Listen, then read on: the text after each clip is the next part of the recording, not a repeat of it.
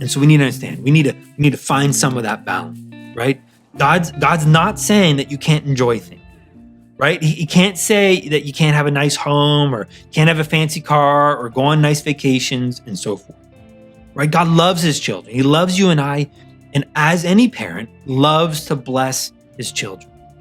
And he loves to bless his children with a nice home and a nice car and trips and clothes and nice jobs and so forth. But those things are not a be all and end all in themselves.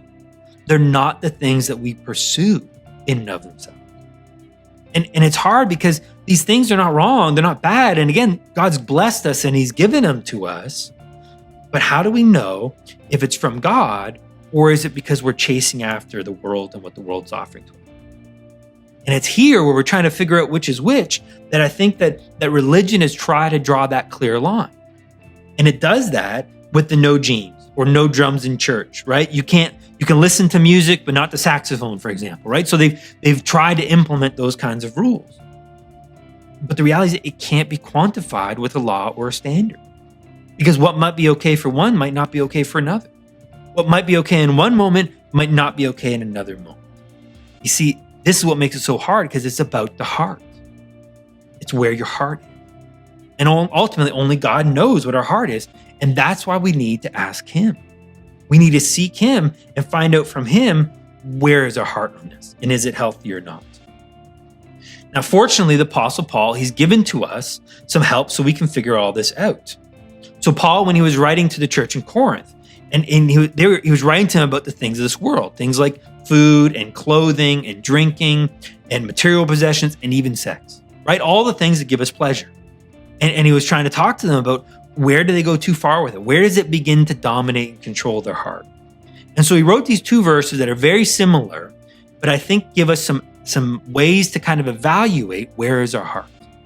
So in 1 Corinthians 6:12, he says, all things are lawful for me, but not all things are profitable. All things are lawful for me, but I will not be mastered by anything. And then in 10:23, all things are lawful, but not all things are profitable. All things are lawful, but not all things edify. So in summary, he's basically saying all things are lawful, but not all things are beneficial or profitable.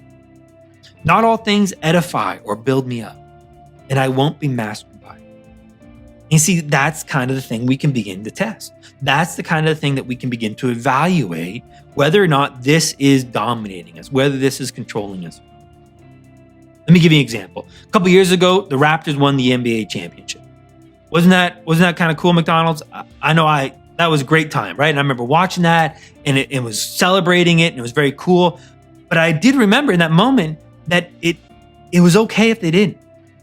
That I didn't now go, oh, suddenly now I can die. It was fun. It was exciting. It was actually, the best part of it was just hanging out with friends, celebrating it and following it together on that journey. But I didn't need them to win, because it didn't master me. It didn't control me.